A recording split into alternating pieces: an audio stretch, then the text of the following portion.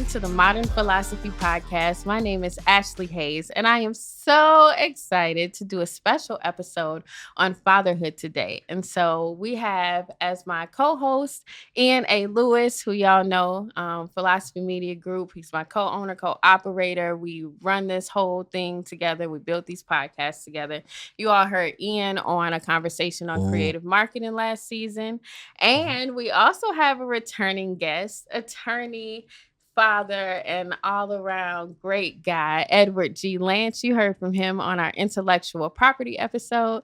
Just as a reminder, Edward G. Lance is an attorney, an intellectual property attorney, graduated from Loyola University, undergrad, Southern Illinois University, a member of Iota Phi Theta fraternity. He is a father, a grandfather, and my godfather.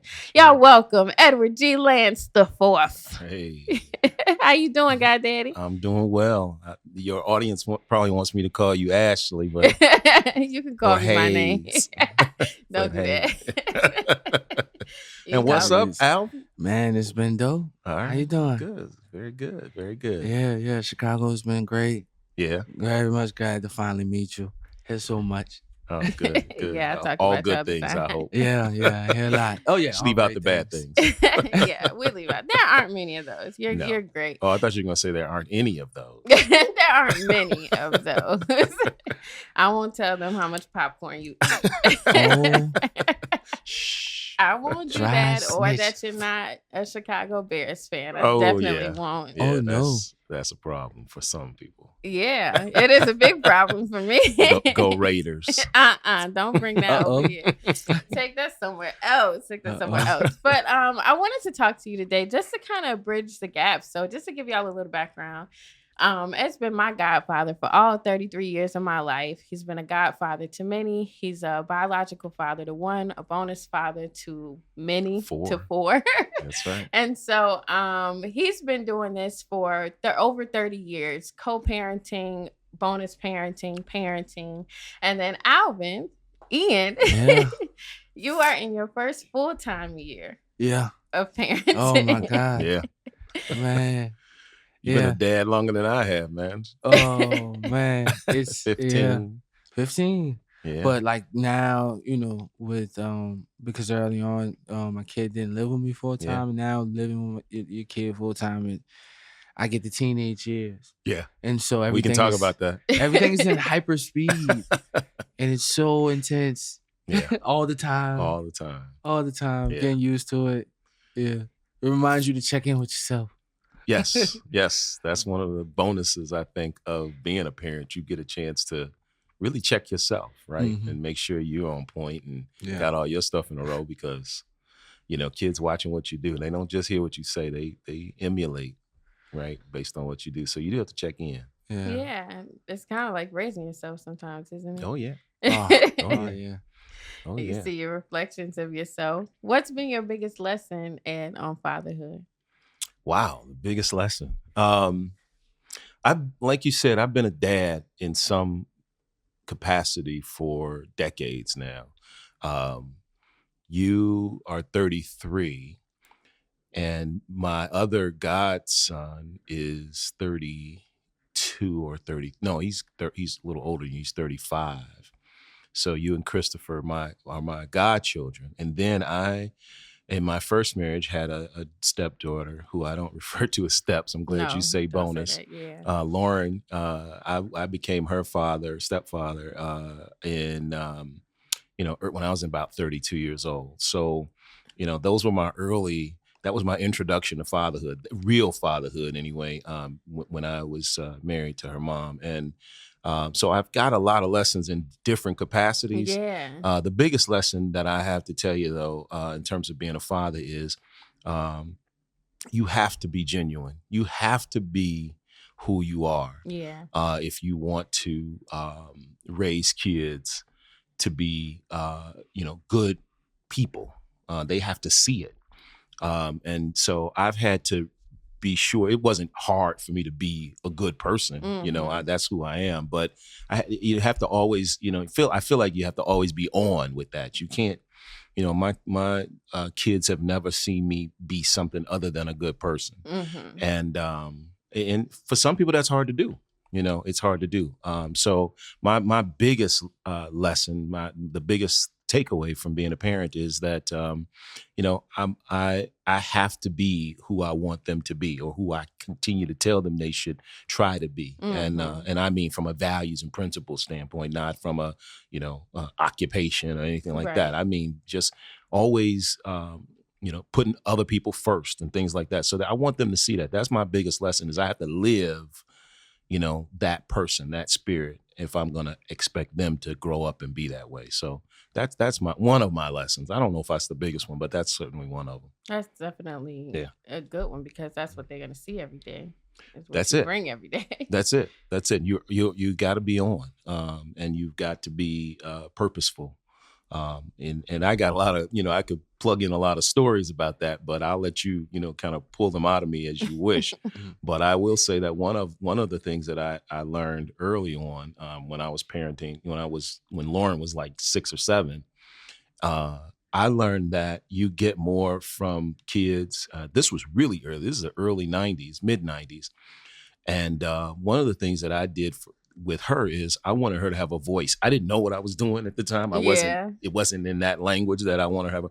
But I used to let her pick her punishments.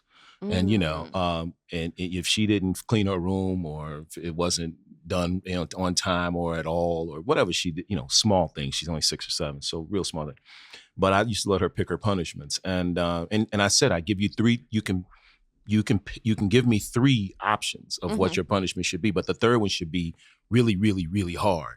Right. And I don't know if she'll remember, the fact that she sometimes would give me 3, all 3 of them would be easy. Yeah. But what it did was, and I think she would tell you this to this day, is what it did was it allowed her to have a voice, have a say in, her, in this very small instance, this micro situation, her whether or not she was going to be, happy with that punishment, whether or not she was going to be sad about that punishment, she got to pick what she wanted to do, and it gave her a voice and accountability. It cultivates accountability. Absolutely, absolutely, and we do that today with Michaela. My youngest child is 12. And I try to do that a little bit with her. She's more of a challenge. We're talking about these teenagers, preteen. Yeah, I need to get that whole rundown and know the nuances. What should I watch out for them picking? Oh yeah. Don't let them. You know what I mean? Yeah, kids, yeah. And then that's what I say. You don't make me pick the third one for you, right? So it better be real, right? Okay. So yeah. But yeah, you were gonna say I cut you off there. Oh sorry. No, it's all good. With my kid, they're really smart, what I mean? And so offering 3 punishments, it's like, nah. I seen your squad, they're all creative. Yeah. I don't know. Right. But I'll try it. Right. I'm definitely gonna try it. Yeah, it's hit or miss. Okay. It's hit or miss. They'd be like, take the orange juice. Like, no, we're not taking the orange juice. I need a real punishment. Yeah. Need the Game Boy. Yeah, need something. The Exactly. Xbox. Something. Exactly. Yeah. Something about that. So, Alvin, what have you learned? Yeah, that you're constantly raising yourself. The genuine part, I've been having a lot of conversations with friends about fatherhood, and there's always like either societal wise, there's the challenge of men to like challenge their friends who may be fathers and things like that. And we're constantly having conversations about a friend of mine like being a father, and I just in that situation, everybody is telling this kid that they need to be a father, they need to get around, they need to do these things. And I'm like, I can remember checking in with myself to really know if, you know what I mean? Because approaching my kid's mom to be involved in my kid's life or whatever, you gotta be authentic. You gotta have an idea of what's gonna happen. You know what I mean? You gotta be able to have that conversation and live in it. Okay, I'm going to do this, this, and this, and do that. Yes. And you gotta show up, for the kid, and you gotta show up, for the eyes in the eyes of the mom. But with this friend, the conversation was constantly about them being able to, be proud of themselves, and understand what they, about to walk into with this situation. because it's like, fatherhood, like time missed is just time missed. It is. And you gotta, you know what I'm saying? You will Gotta take account for it. Yeah, you gotta account for it. And just realizing that, with my kid about, time I may have missed and emotionally being able to handle how they responded to it. Yeah. You know what I mean? Yeah, and be willing to accept that how they respond to it too, right? Like don't have any expectations of how it should be, but just take it for what it is and grow from there. Yeah, that's a good point. Grow from there, and it definitely teaches me planning. Yeah. A lot more. Being able to plan for children, realizing you gotta plan for children. Yeah. And stuff like that. Yeah. I would love to get into that part too, because that's one of the things in my 50s now with a 12-year-old. First of all, my boys give me a hard time about that. But you really start to think about that. Like, I know that the clock is really ticking as you get into this, a late 50s for me, that I'm already thinking about, what I need to do in order to make my daughter's life at least not disrupt her life, as I get older. She'll be really young when I die. And she hates to hear me talk about that, but that's reality. So planning for that. And again, being purposeful. I mean, that's what our jobs are, man. I mean, as parents, we've got to see ahead and make sure that the path is laid. And whether they take it, can't call that, right? Yeah. Can't call that one. But my job is to make sure that there's a path. You don't have to take it, but I did my job providing you with that path. And so that planning part is critical, not just financially, again, from the foundational, the values that you instill in your children. That takes planning. Again, that takes, I have to think about that all the time. When I'm walking around here cursing, if I'm drinking, in the house, I have to be considerate of what am I showing her, right? What my work ethic is. I get up in the morning and I'm out and I'm doing my thing. She sees that, she sees how hard I work. She asked me recently, why am I working on the weekend? Yesterday, she was asking me about that, and because the work needs to get done, right? So it's always something that's always going through my mind about, again, what am I showing her? How am I living those values that I want her to live? So, and you talk about being a father later in life, but you also had a longer time to know yourself and learn yourself and gain some wisdom. Yeah. To enact. And what that does more than anything is it allows me to be way more tolerant and patient. I see now why, at least in my generation, the way we grew up with a strict household, I could see why parents were angry, with their kids. I'm one of three, and we're grouped there right together. My sister's 11 months younger than me. My brother, I'm sorry, not 11 months. She's a year and 3 months younger than me. And my brother is a year and a half behind her. So my mother she had her hands full. At 20, she had 3 kids. Chicago, yeah. And that's not even an odd thing, right? That's the way at least we grew up in the time we grew up. So stress, frustration, money problems, housing issues, men, my mother was a single mom. So the men in her life causing on. So the last thing she needed was her kids to, get out of line and act out. So my mother was, compared to my friends, my mother was a way nicer parent than my friends. I mean, in terms of punishments and whoopings, and we didn't get a lot of them, and they weren't severe. I had a buddy whose mother beat them with ironing cords, right? And that kind of thing. So I'm not going to complain about getting a whooping when they got beatings. But as a parent now, I have to think about that. Where am I on that spectrum of how to punish your kids and how to discipline your kids? So spankings, whoopings, not the thing that I go to. But when I have had to go to it, I check myself to make sure I'm not doing it angry. And that's one of the things that if I could just tell every parent to stop doing is don't whoop your kid angry. Don't. And the thing that I think terrifies Michaela more than anything now is when I tell her, you're 12. I don't expect to whoop you anymore. But when I do whoop you again, I'm going to tell you the day and time. I'm gonna set it for you a couple of days ahead, right? So that I'm not doing it angry. I don't think that's ever gonna have to happen. She's 12. I don't think that's gonna happen. She didn't get many whoopings, and her whooping is a spank on the hand, when she was a younger kid, and she could probably count them on one hand the number of times I had to do that. But it's that discipline and spanking your kid when you're angry. That to me becomes abuse. Yeah, you got to process your own emotions first. As an adult. First. Yes, if you can do that first. So that's one insight, I guess, in terms of discipline, and that I've learned as an older parent that I'm not sure that I would have been able to apply that in my 20s as a parent. But certainly that's a learning. And if I could spread that and, one or two people adopt it, that's great. And I think the kid, it's psychological disciplining anyway. Yeah. Because my mother worked a full-time job. And one of the things, when we ever got in trouble, like one of my siblings would call her at work and say, in my case, Ed did this. And I would have to hear her tell me when I get home, you're gonna get whooping. Yeah. And man, oh man, it was the longest, longest 2 or 3 hours in the world, right? Yeah. So I think you didn't emotionally processed everything about all about the whooping. I feel the pain before the pain happens, right? So anyway, I don't know. That may or may not work. Or just what landed you there? You thinking I shouldn't have been acting crazy in class while I was tripping.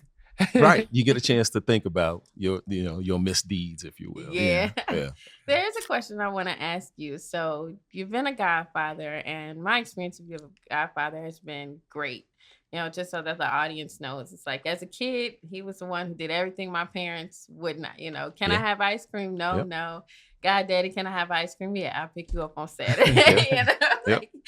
That sort of balance, that justice system. But then as an adult at 22, I lost my biological father. And so this has been my dad for the past 11 years. And that relationship has been so, so valuable to me. That's why I talk about you all the time, because I do. Because one, it's been a gift to me to have a bonus parent, to have somebody I can call for life advice and for advice down the road. And so then you do this for a long time, and then you meet a woman named Tracy. Yeah. And she's got 3 kids, all teenagers. All teenagers. So what is that like walking into fatherhood as a bonus parent first? Well, let me first give a shout out to Vernon Lee Nelson. Your daddy was a man, and he was a man. So talk about examples. Yes. I had good examples of fathers, right? Even though I didn't have a father, and your dad was one of them. So coming into a situation where I have 3 teenage kids, easier than you might think. Easier than you might think. The boys, JJ and Jordan, they were my main focus. Marcy was 16 or so, junior in high school, maybe. When I met their moms, they were a little younger, but when we really were serious, a couple of years later, we were serious and got married even a couple of years after that. So I had the experience. Jordan was in 8th grade at the time. So I've had the experience of being a part of his life, at that time anyway, throughout high school. No trouble, respectful young men. And it made it really easy for me to be the father figure for them. My goal, and I told them this, and I'm focusing on the boys for a reason, but my goal, when I told Tracy this when we started dating, I said, I can't come into this situation barking out orders and dictating and telling people what to do. You earn respect. And that's my old military training, football, all these things where you earn that respect. And she didn't really appreciate that early on. But then I remember specifically, we were on a trip once, and we went to New York, and they were teenagers, and I don't know who watched them, but something went wrong in the house. They got in trouble, and Tracy and I got back. We were sitting in the driveway, and I said, before we go in there, just let me handle this. I'll take care of it. And she was happy. She started clapping. Yes, finally, yes. And I said, this is the time. I have the authority and respect that I need to be able to go in there and check them about whatever went down. And that's what I want. I think everybody needs to know that. Alvin, you're in a similar situation where now you're a full-time parent, and respect don't come from the title.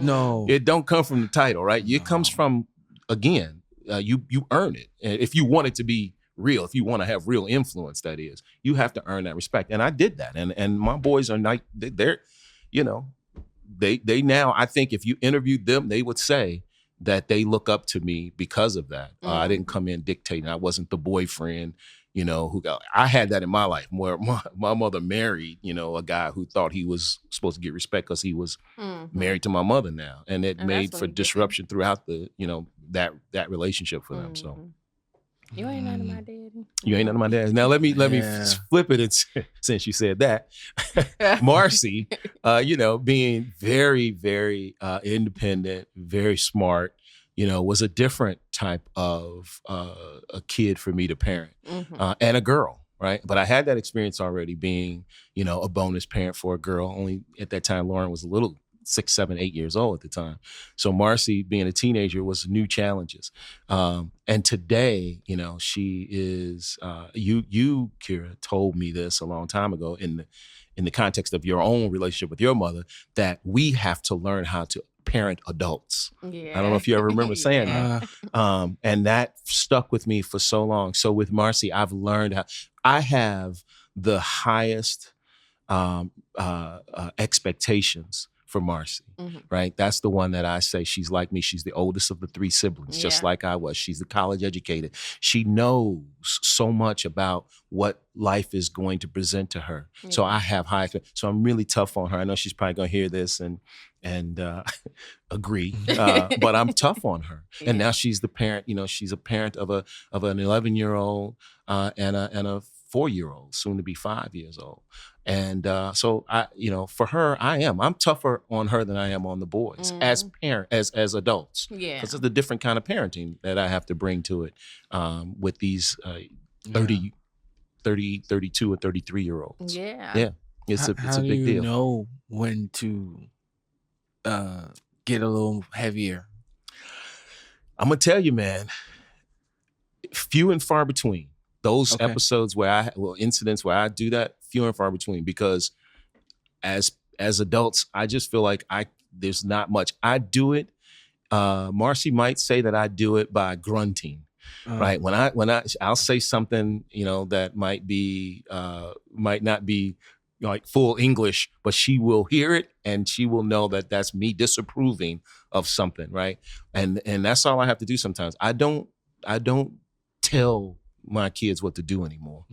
You know, I try not to even suggest too many things to them. I live, again, who I think they ought to be, right? So perfect example is my grandson is walking around with his pants and it's sagging and I see his butt. Major issue for me because it's a sign to me that he doesn't want respect from other folks around him. Whatever the societal norms are now about that in this relationship that I have with him, that's unacceptable. So my text to her was, hey, does Avery have a belt? Right? Because he's walking around with his pants sagging. And so that's me saying to her, not does he have a belt, he needs a belt. And she gets it, right? And that's what it is. It's me letting you know that this is an issue for me, but not telling you what to do. And I have, you know, strong opinions about the generations coming up behind me, but I won't go too far into that on this. But in terms of parenting my daughter as she parents her son, I have to have input, right? Because that's my role. But I'm not telling her what to do. Yeah, I guess I don't know how it's that like comes across. And guidance, and you know, and some things you're not going to agree on. There might be. That's right. That's right. And I totally defer to her. In fact, I tell her all the time, I'm, you know, this is your decision to make. I'm just pointing something out, right? So very small, like I said, few and far between those issues have to come up. Mostly because I bite my tongue and I just leave them alone. You learn how to keep peace.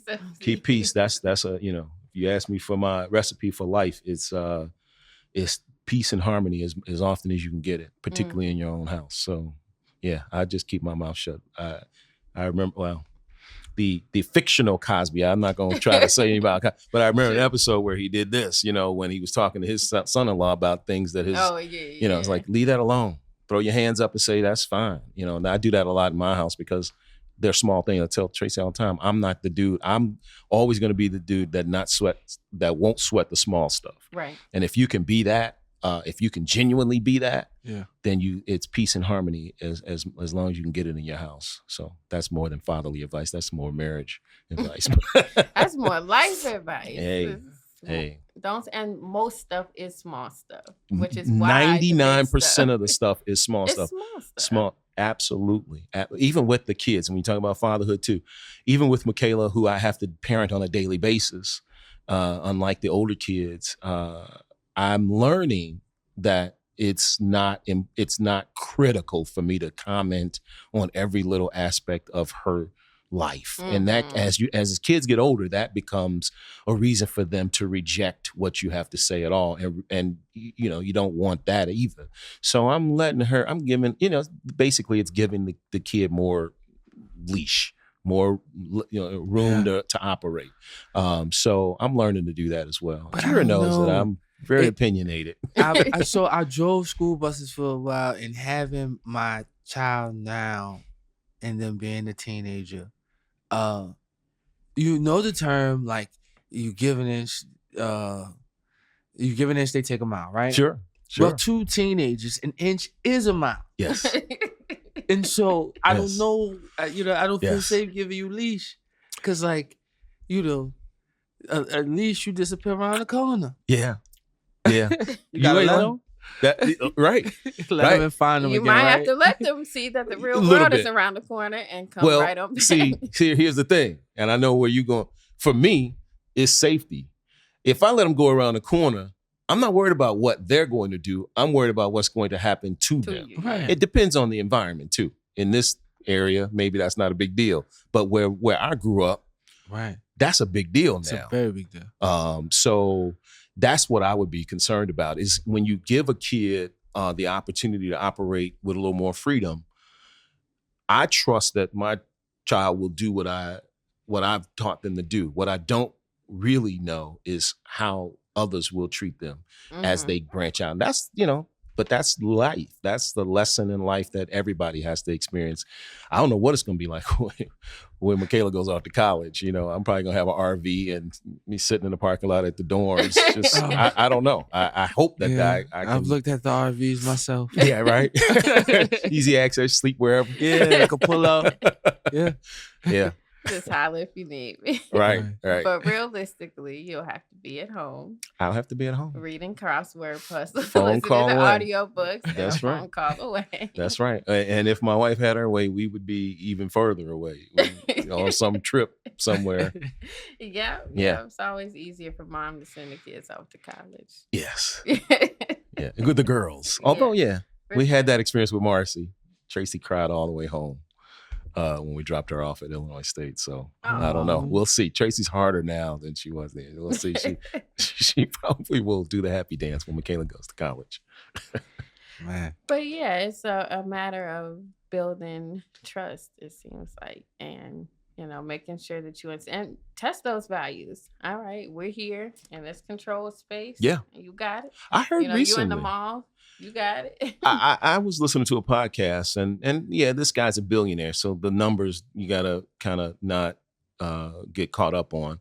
But this guy said when his kids were 14 and 15, he gave them an Amex card, and not because he was wealthy and could do it, but because he wanted to show them that he trusted them. He said that his father, when he was that age, told him, when you need money, my wallet is right over here.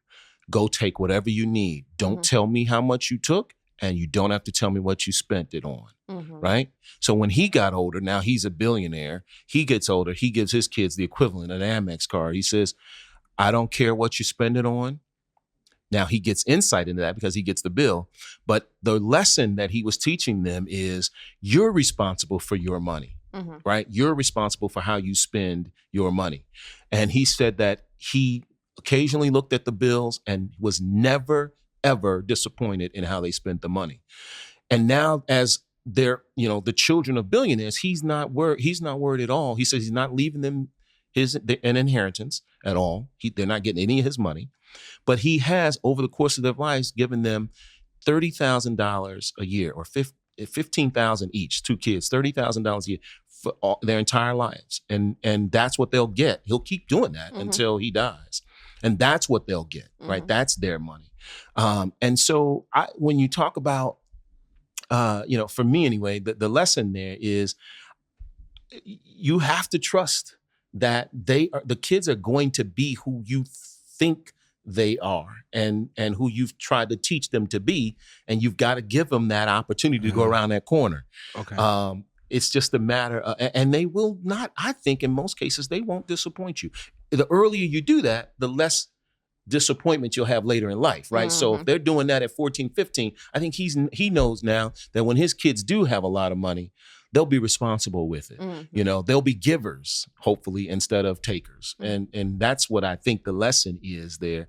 I'm not so sure I'm ready to do that with Michaela, but I'm going to try it. I think I'm going to try and see, my own mini version of that, because I think that that's important. I like the idea of saying, here's where the money is. You take as much as you need, and you don't have to tell me what you spend on. Your own level. Yeah, and then you're testing the kid right there to see, what are their values? Are they listening? Have they been paying attention to what we think is important about money management? So I don't know. I'm not sure that I'll adopt that, but I thought that was a really compelling position that he put his kids in. Yeah, to just you do what you want to do. Let me see what you would rather do. That's what Tracy said the other day. She said, "Do what you want to do, so I can see what you would rather do." Yes. And I think that's a good baseline to draw. That's a challenge, though, Alan. That's a challenge. Cool. Okay, so how does the guy who grew up on the streets of Illinois end up a Raider fan? It's a terrific question. It's a good question, because I'm gonna wax philosophical, because that's part of the name of the show, modern philosophy, right? I'm gonna tell you what it was. Truthfully, I played football at Chicago Vocational High School, and I was a junior when I tried out for the team the first time, and I thought I was just gonna make the team, and the coach said, okay, I was trying to play defense.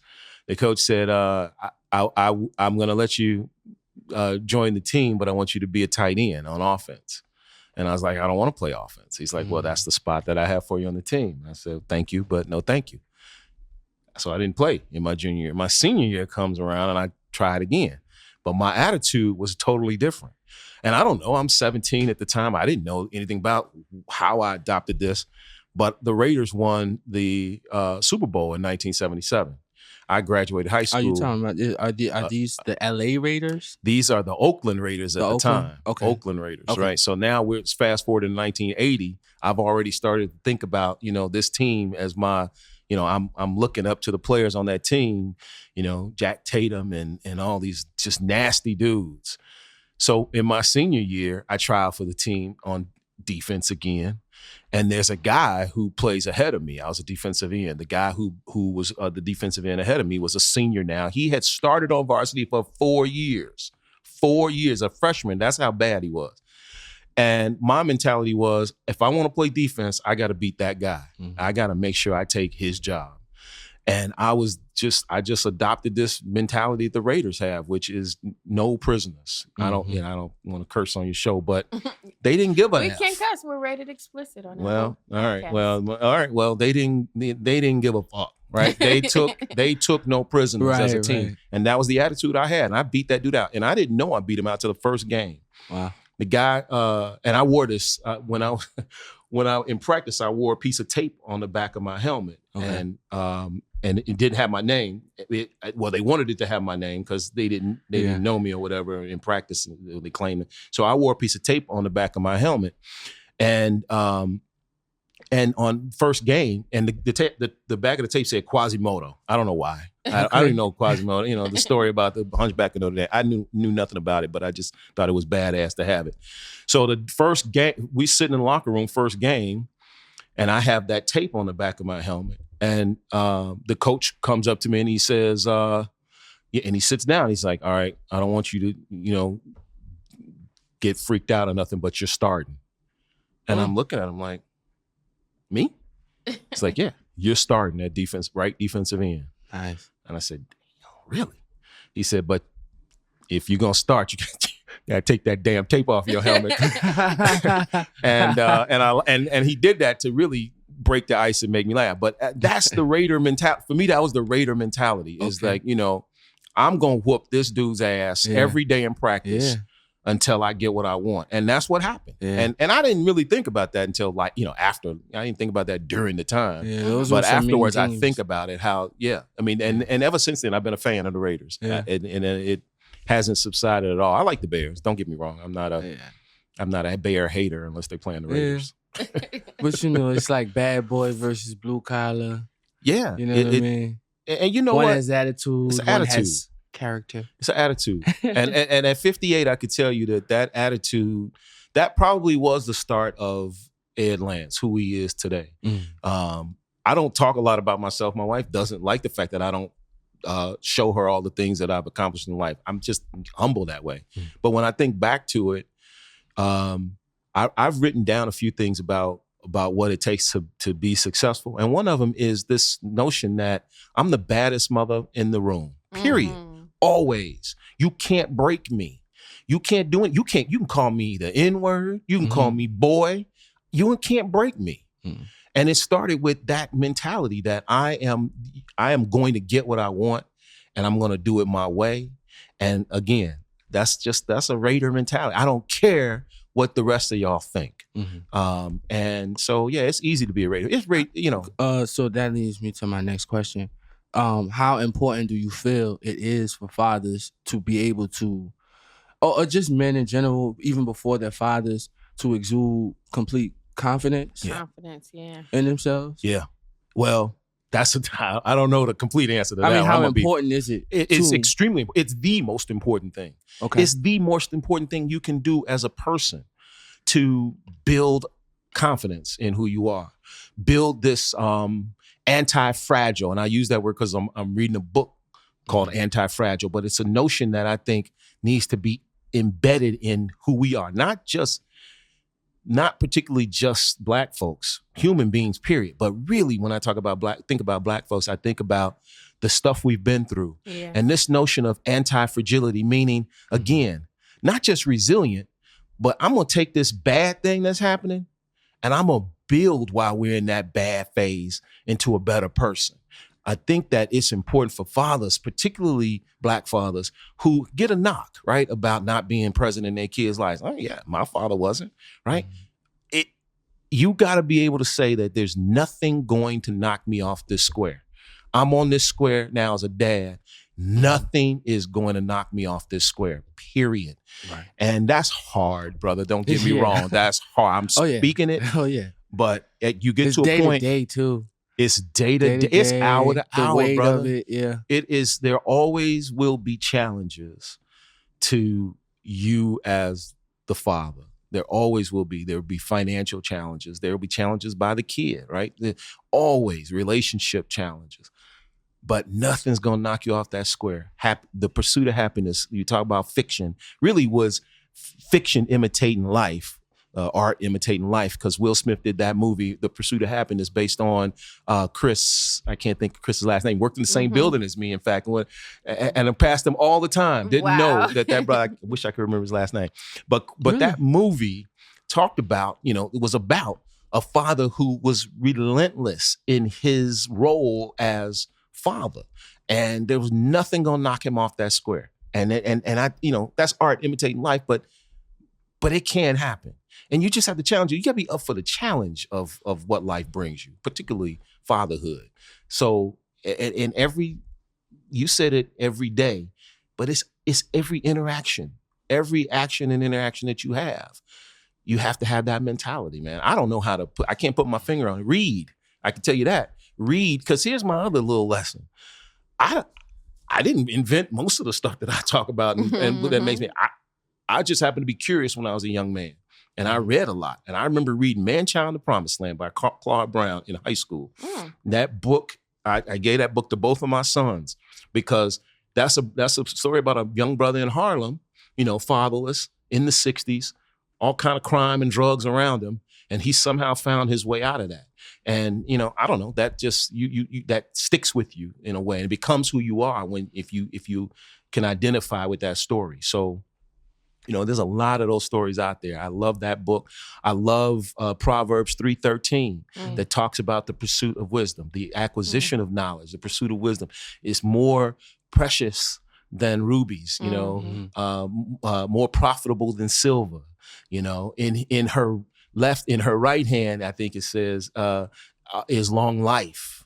In her left hand is honor and riches. The pursuit of wisdom, man, is that's the key to life, really. And you just apply what you learn, and you get, to a point where people are interviewing you on a podcast, I guess. Yeah. And I actually wanted to zero in a point about confidence, because any confidence I have, most of it I got from my parents. My mom instilled in me confidence, as a woman, but you gave me confidence in like professionalism. And I don't know if you remember the story, but I'm going to tell it. So one day I'm in Chicago. I have this art opening. They put the words of my poem on a wall in an exhibit. That's right. And we're walking around, and I got my goddaddy with me, and I see Kelly Rowland across the room. And he's like, "You want to talk to her?" I'm like, I don't think we can get close enough. He walks up. He says, "Hi, Kelly. I'm Ed Lance," and introduces me. "Would you like to be my goddaughter?" Yeah. And I mean, without a second thought. And I'm like, it's that confidence that now it has stuck with me. Just like, she didn't know who you are, but you had on a nice suit. You introduced yourself. You cut in front of whoever was over there and just made the connection. And that stuck with me because it just teaches you that nothing's going to knock me off my square. Nothing. I'm going to walk in this room knowing what I know. And for me, I was thinking yesterday, oddly enough, about this road of like, what's the difference between faith and confidence? Faith is what you haven't seen, but confidence is what you have. You've seen that you could beat the defensive lineman out for his or whatever position it was. That's right, defensive lineman. You've seen that you can, that you can pass the bar. So confidence is when you've seen that faith in action. So I want to thank you for being that example for me. Ian's all the time, he's like, "You just gonna ask them people for this money?" And I'm like, somebody said yes. So somebody might say again, or if they say no, the next person might say yes. Right. Nothing's gonna knock me off the square. And you have to, two things I want to say about that. First, I want to say that worked with Kelly. It didn't work with Chance the rapper. No, it didn't work with Chance. His now wife tried to get her to do the same, where she can get Chance to come over to that exhibit and spend some time there. And they were like, "Who are you?" Right. "Why are you here? Security." But the other thing I want to say about that is this notion again of not being knocked off your square is you got to be cool with failing. That's the other thing. I don't have a problem with you telling me no, because that means that I'm learning something about maybe my delivery wasn't right. Maybe my message wasn't right. I don't know, but I'm going to perfect it as I get those no's and maybe get a yes out of that. But I can't be afraid to do it, because then I won't know how to build on it or perfect whatever it is, whatever that is, right? It doesn't matter what fatherhood. I've failed a lot at fatherhood, right? But that's okay, because I've made sure that those failures inform the next whatever challenge, right? And then I learned from that and be a better father because of it. But again, that's all about you being open to, first of all, being vulnerable enough to say, I don't have all the answers. I'm not perfect. I tell my kids. Say that word again, vulnerability. Vulnerability. I mean, but that's it. You look, bro, I'm 58, so I don't expect, how old are you?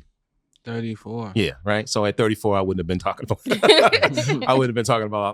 with this kind of confidence anyway. But I've always been confident and not cocky, and I attribute it to the circle, that I have around me, and some of them, my very close fraternity brothers.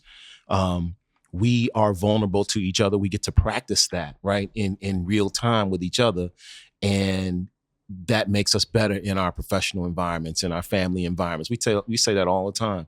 We call each other on our shit. You can't get away with stuff that you can get away with people who don't know you in this crew, right? So that helps, having the right people around you that trust you, that you trust, that you can be vulnerable around, and that'll, iron sharpens iron, right? Period. And that's what we say all the time, is that, we're always going to make each other better men.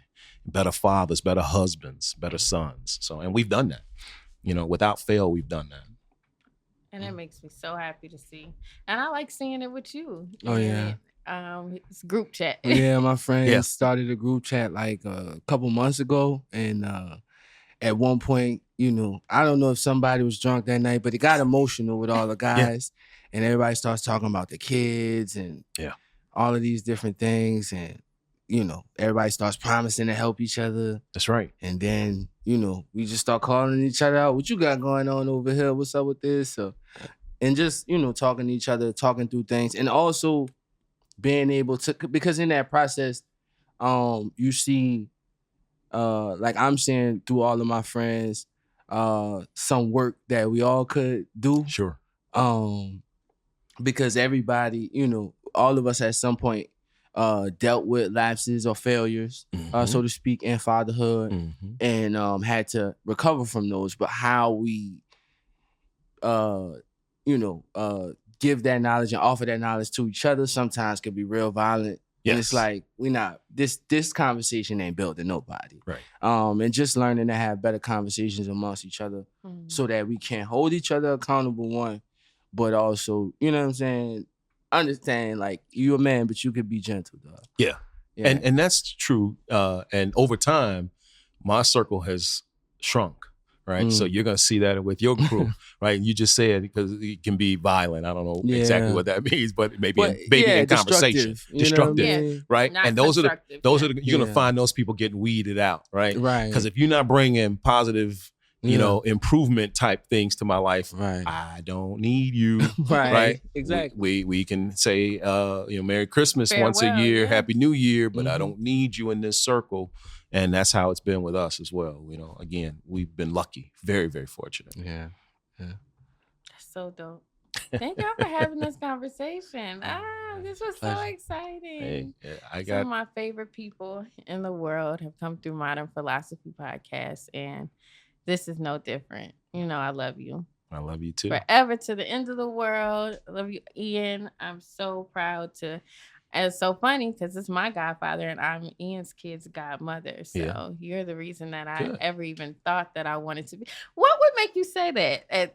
How old were you? 20-something? My mom was 26 when she had me. 33 years later. 33 years before now. So I was 26. Yeah. Maybe? Yeah, y'all were 26. 26, she 27. says, hey, I'm having a baby. You want to be her goddaddy? Yeah. You know what? I probably wouldn't have said yes unless your father wanted me to be your godfather too. And he did. And that meant a lot to me. So yeah, I don't know. You were my first godchild. That Chris came afterwards. And just something special. I have a picture of you sitting on my knee somewhere around here.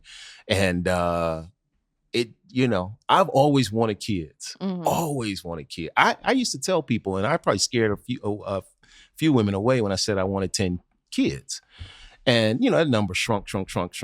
I have, in my view, I have 7 now with my 2 godchildren and my 4 bonus, relationships with my kids there. And then my biological daughter.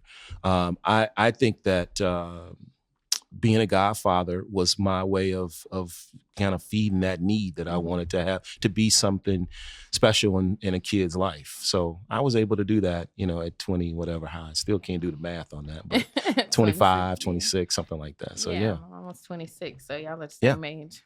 Yeah. Oh, your mom and I are the same age. That's right. That's right. Yeah. And so though, she's aging way better than me, bro. Whatever.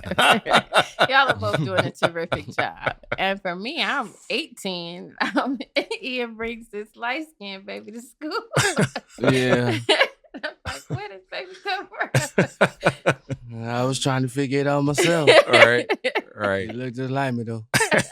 It is such a blessing. I got a chance to spend time with Kai just 5 minutes, and already, Special kid, very, very, very Kai's dope. Confident, smart.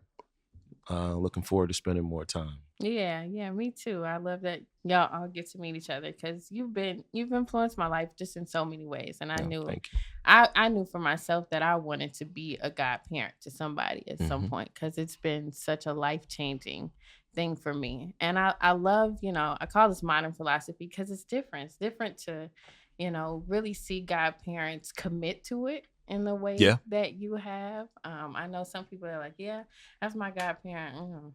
No, they were Yeah. christened that, but it doesn't mean anything. And so to take that commitment seriously, it's been important just to see how non-traditional relationships can work. You can be fathered by somebody who didn't birth you. That's right. You can be fathered later in life by somebody who wasn't there earlier in your life. And so I love that we're bringing these perspectives, and thank you for being here. Oh, it's been my pleasure. That's awesome. All right, y'all get about 3 minutes of NBA talk. Go. Oh Lord. My team lost in the finals. Oh, in the That's a finals. Celtics fan. I'm a Celtic fan. I'm a Celtic fan. New Orleans, an established basketball tradition, didn't happen until recently for me. That's right. I didn't come up, you know what I mean? And most of the stars we would get never wanted to be in New Orleans. Yeah. And so I booked it too. But no, I had been a Celtic fan really since the early, because I was big on Paul Pierce. Oh yeah, those days, when Kevin Garnett was there.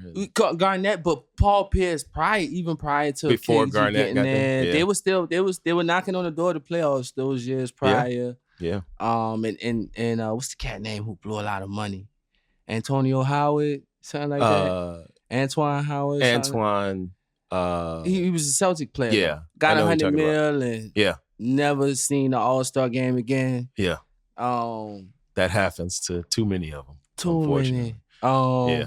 When I spent my little, very short time as an agent, I used to just instill that in my clients that you have to start out respecting money and appreciating,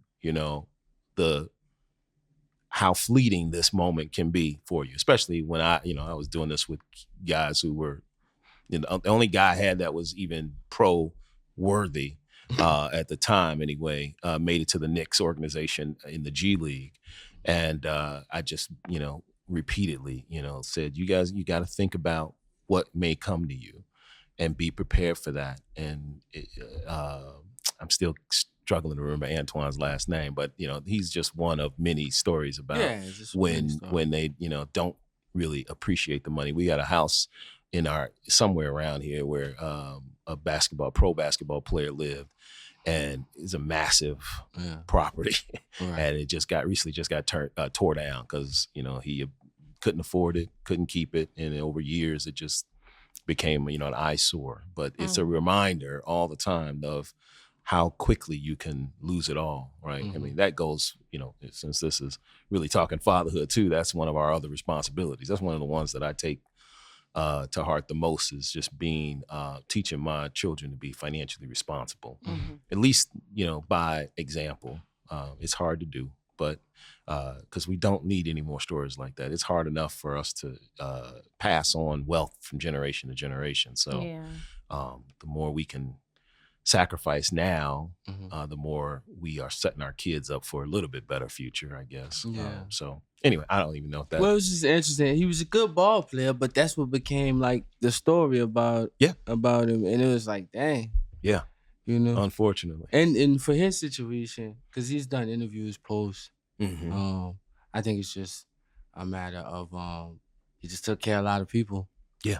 You know what I mean? And how do you avoid being That's that? what I'm saying. He always says, don't buy your mama a house. Just double her income, right? Just improve her income. Yeah.